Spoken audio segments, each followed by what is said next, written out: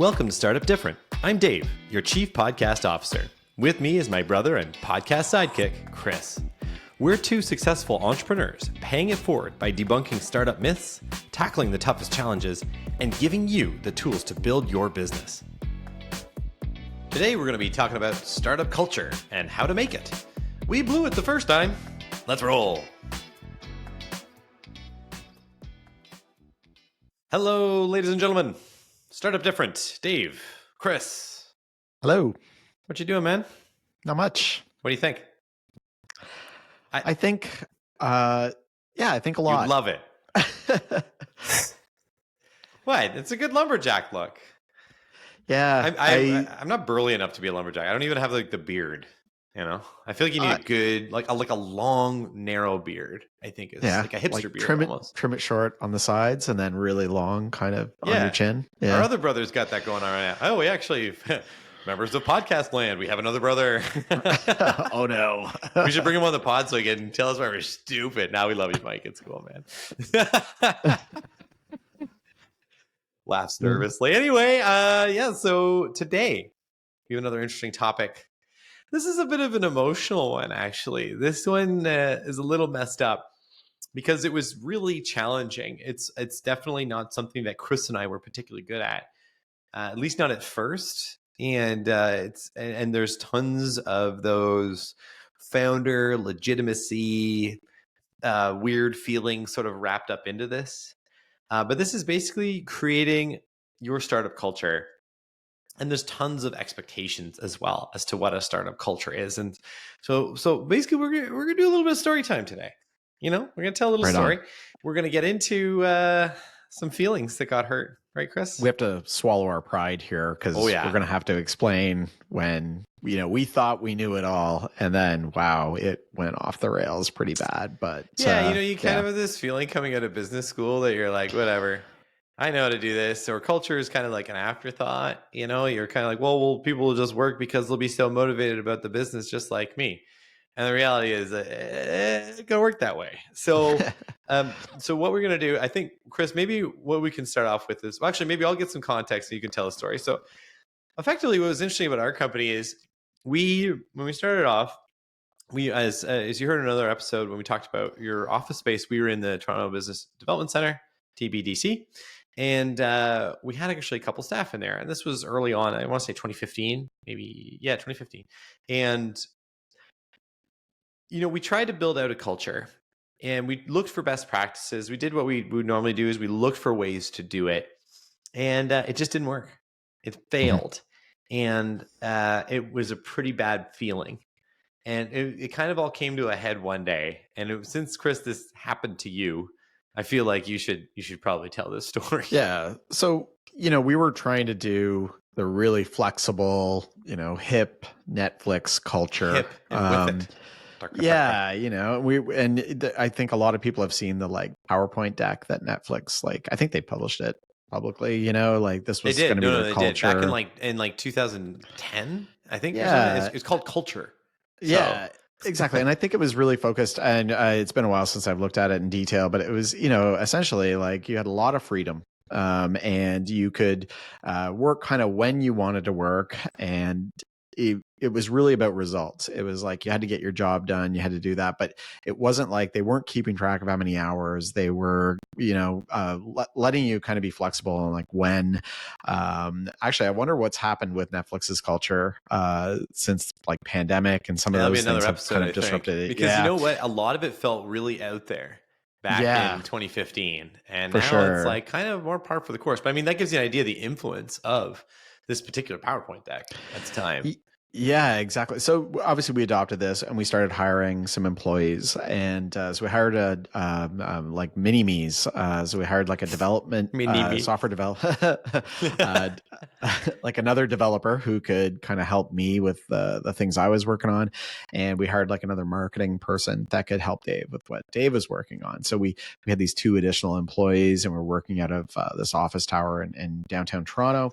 And we were being really flexible, come in when you feel like it, that kind of stuff. So it was sort of working. We were getting stuff done. We had revenues. We were paying the bills, paying everybody's salaries. It was profitable. We were profitable, but it was a bit of a struggle. Some of it was around like the actual office space was it was it was As we a touched on, wasn't exactly the most innovative or inspiring work environment. You yeah, I think know, it was like a former like it's part also of the tough when Trump. it's just four of you. It's Yeah, tough. It's really yeah. tough.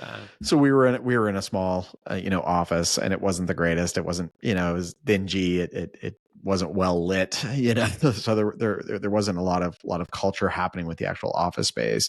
But we figured, well, we'll go with this like Netflix culture, let people kind of come and go as they feel like it and all that sort of stuff. So we gave that a try. We had one employee who was really had some athletic things they like to do outside of work, and so they would come in, kind of like on a different schedule.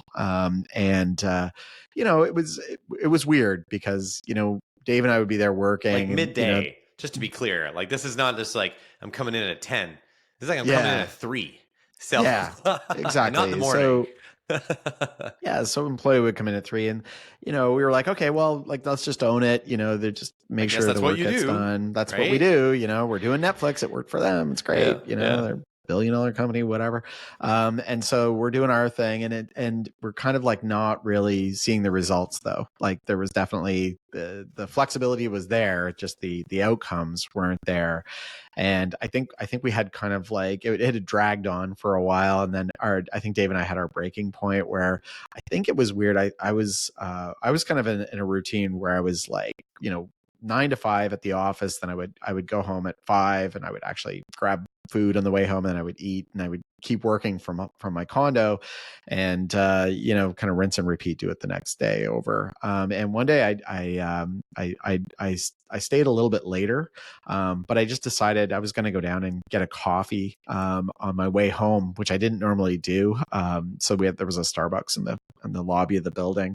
So I leave at 5 o'clock. The employee had just come in at 3, and they were planning to stay late to get caught up Well, on the stuff they were like supposed stay to do. normal. Like they're Yeah, still gonna like like work. They like had do their opted. 8 hours. Yeah. Yeah, like because they were just sort of like shifting their time schedule. Anyways, so it's about 5 o'clock. I'm leaving. I go down. I'm standing in line to get my Starbucks, and I had just left at 5 o'clock. The employee had come at 3, so I'm leaving at 5. Seen them for 2 hours, and then I'm down there doing this get my coffee, which I didn't normally do. I needed caffeine that night or something, and I remember getting my coffee, walking out and starting to walk home.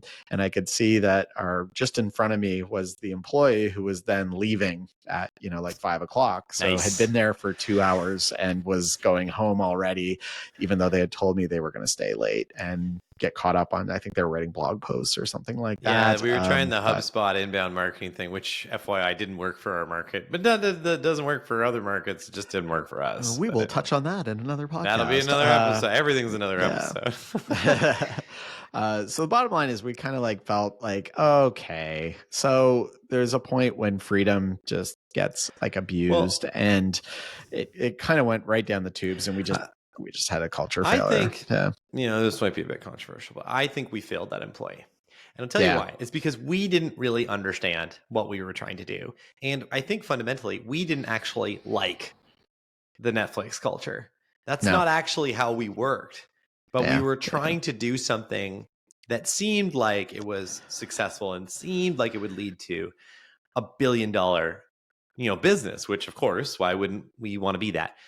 So while this employee left and they probably shouldn't have done that, we didn't set them up for success. We put them in a No. position where they were just going to fail.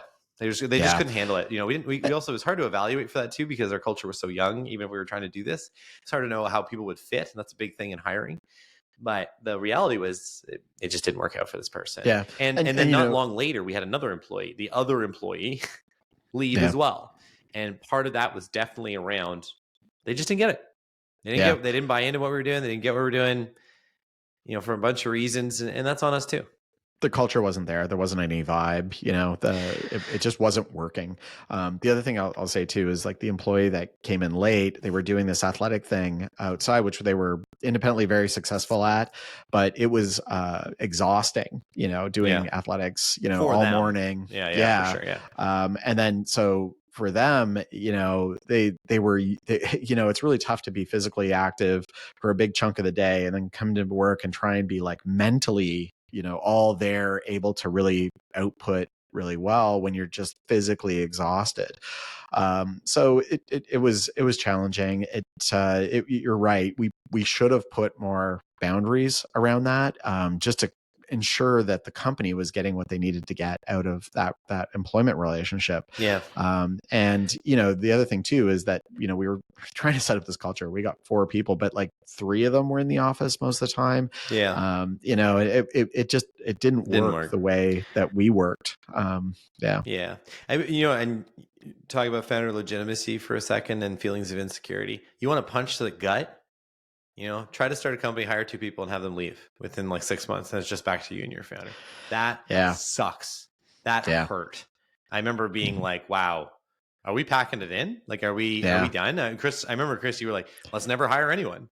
And that's fundamentally a different path. But I definitely had a rollback on that where, I was just like, oh, well, this was awful. And it was crazy. We were profitable. We were making money. We were doing really well, but we were just like, nobody wanted to do it. Like wasn't fun. It wasn't cool. I think part of the moral of the story here on this piece is you can't transplant another company's culture to yours.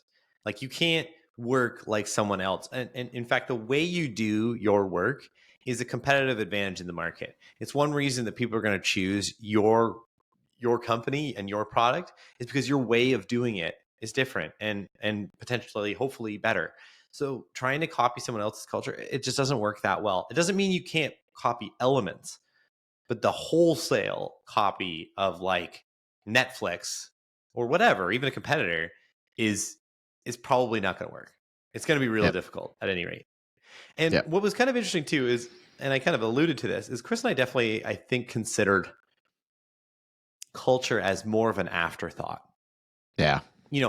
I've mentioned this on another another episode, where we would always we would work if there was Wi-Fi in a cave. We didn't care. We were so committed. We so wanted to do it, whatever. But we just didn't realize that other people would feel that way, which is ridiculous, right? Like it's in hindsight is 2020, but it's hilarious to think that Why wouldn't they be passionate about public safety software? What they're doing. Who doesn't like public safety? They're the public. We're all the public. We want to be safe. I think that was a real, perhaps obvious but important learning. And I think that one sign of founders that have more experience versus startup like new startup founders is they understand that establishment of the culture is probably one of the most important things, right up there with like the development of your first product, like your flagship product, that MVP process, and doing that, your culture and establishing like what we're doing here, your mission, your vision for the business, your values. Those need to happen really, really early. That needs to happen before employees, because you need to be able to give them a sense of what they're doing there and why it matters. No one's going to go to work if it sucks, and no one's going to go to work if they're not believing in what that business is doing. You know? Yeah, I think except that for maybe goes back tobacco to companies. I don't know how that works out. Yeah, I think they just go to work and they don't care about the culture. Yeah, I wonder. That's a weird question. That's kind of interesting. But anyway, I want to go deeper on that though, if we could too, because I think that culture coming first again was something that we totally missed. So I went out hunting here for a little bit of data, and I actually found something kind of interesting. There's a few things. So I'll just really quickly hit on this, Chris, and I'd love your reaction to it. But basically, so Queen's University. Go Queens, go Gales. That's us, whatever. Queen's University Center for Business Venturing at the Smith School of Business in Kingston. Also, what up, Kingston? We're townies also, for the record, for anybody there. They did a 10-year study, and they found that a whole bunch of remarkable results around culture in general. So first was you had, for big companies, 65% share price increase for public companies, 26% less employee turnover, 100% more unsolicited employment applications. That's nuts. They would just have double the number of people just applying for jobs because for really good culture companies, right? It makes think about that though. Like when you think about companies that are known to have really good cultures, like definitely tons of people apply, like you the Googles and exactly. I kind of think like Shopify, like I feel like they have a really good reputation. They Yep. certainly have really good benefits. I know that because I know, like, for some reason, I know like 5 people that work at Shopify.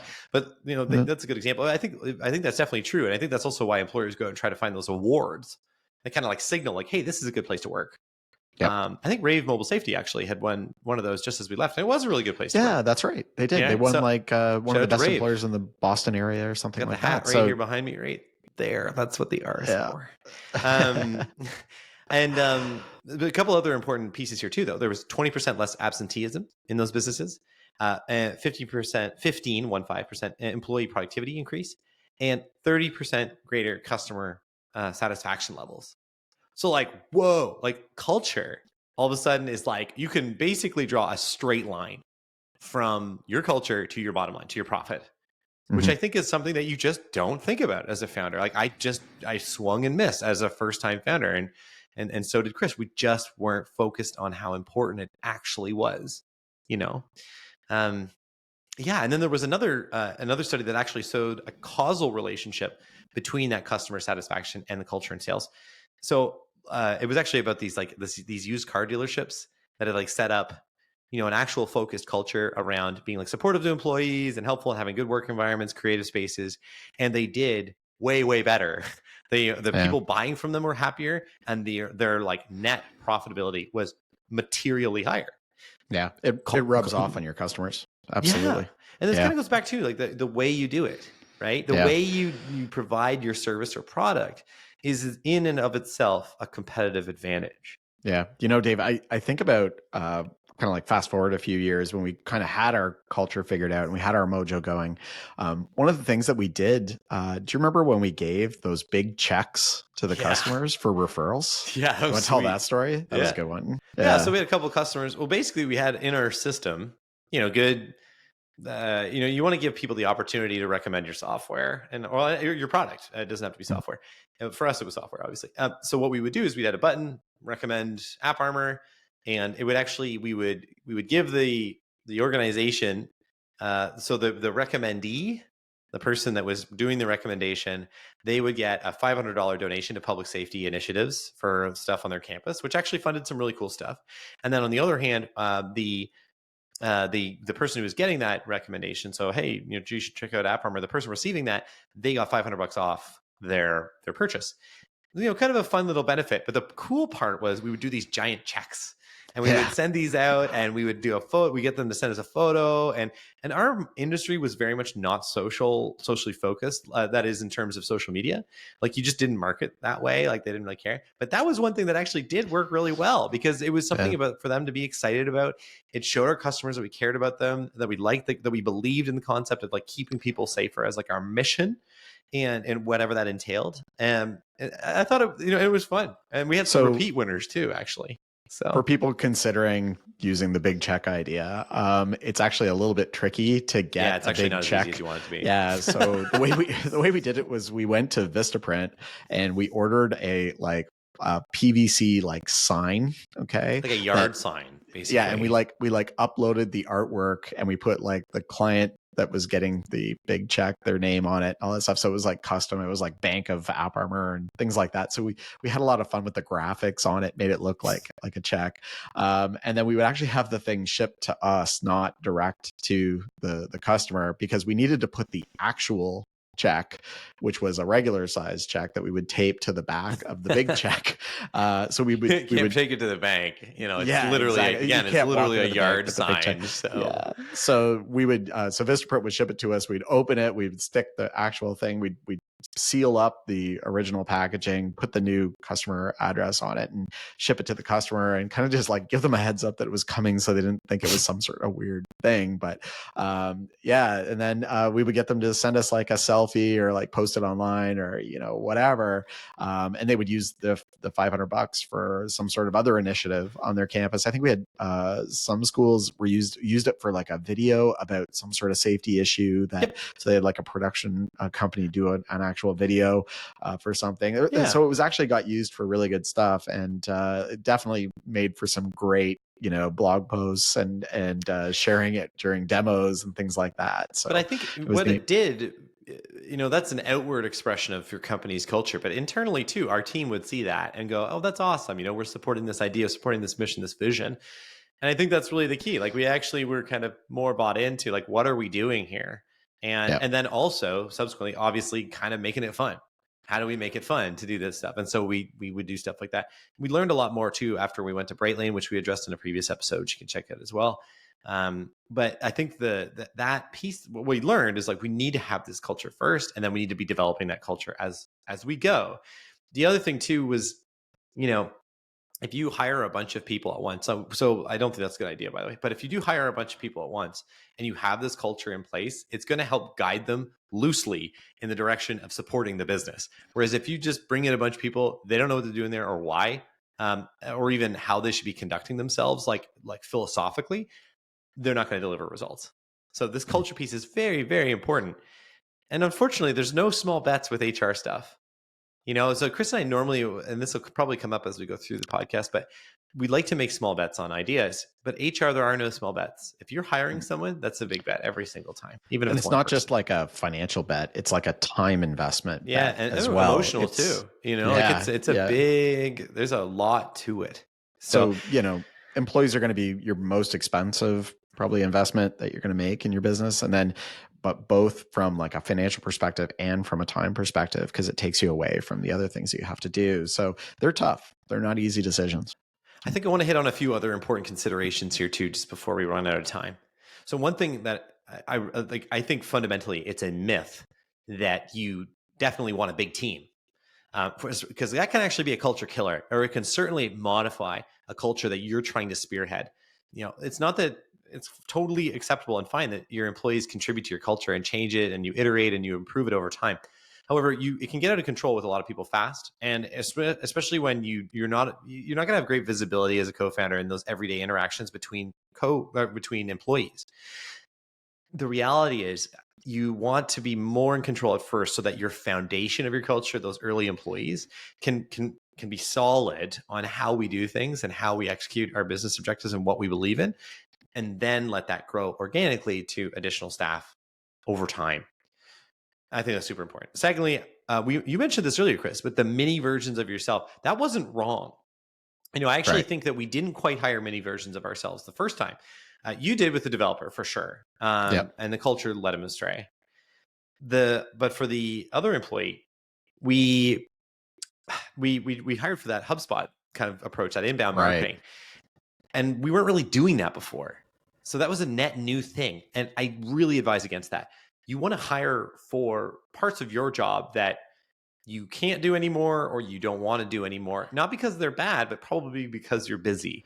Like But the you work should be fully meaningful. understand, right? Yeah, Like you have to you understand. Yeah, that's right. really, I suppose that's the yeah. crux of the point. You got to understand the role, that piece that you're Yeah. hiring for. You can't like hire for a role that you don't understand, because then especially if it's a new employee and they don't really understand the culture, like it's really tough. You need to, as a founder, you need to really fundamentally understand that role, like have done it yourself for a while Yeah, before you hire somebody to then take that over for you. yep, So yeah, definitely. it's And then challenging. one final point is, and I think this goes without saying, but sometimes I'm surprised. So don't forget about team diversity. Okay, so like we actively looked for folks from different, various cultural, ethnic, gender groups because we wanted diversity of opinion for lots of reasons. So first off, is that's the right way to do things. At least Yeah. that's the way I believe, or the thing I believe. I don't get political, you know, but I don't think it's ridiculous that looking for diversity in a team is a bad thing. You will get a great diversity of ideas as well. Different backgrounds bring different things to the table, and that, if you're looking for a business reason behind it, gives you an edge in the market. If you hire only people from, I don't know, making this up, let's just say Ivy League schools or whatever, you're going to get only Ivy League ideas, which aren't always bad, but they're definitely going to get repetitive after a while. What Mm. you need is people with different backgrounds, different experiences to bring more to the table. That will give you an edge in the market. Their lens is valuable. You know, their way of doing it is valuable in terms of moving your business and your mission and your product forward. So one thing, and this is all data supported, by the way, this isn't just Dave talking.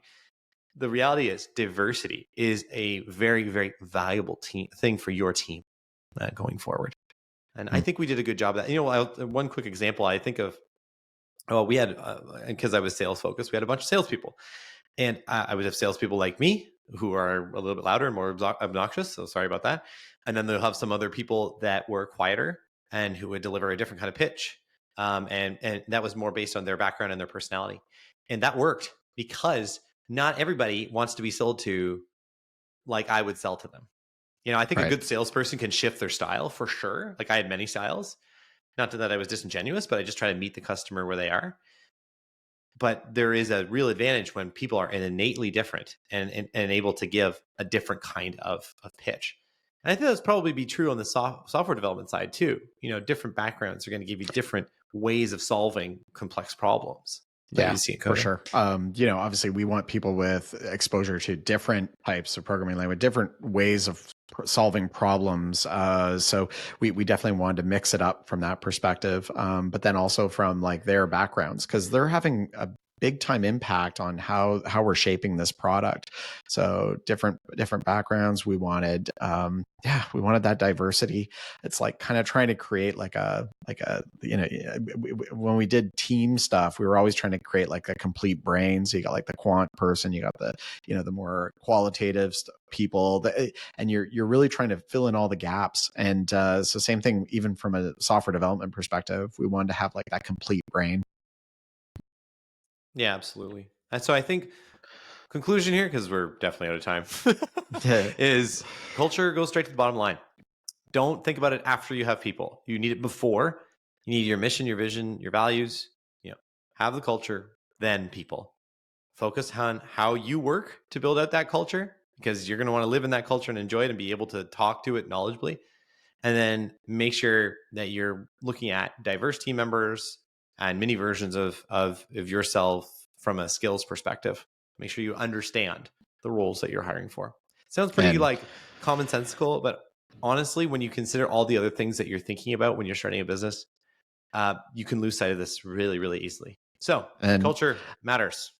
and We've proven it. novelty oversized checks go a long No, way in marketing. the moral of the story is you need giant checks. Think Price is Right here, people. Let's go. All right, everybody. Thanks so much. We will see you next week. And catch you later.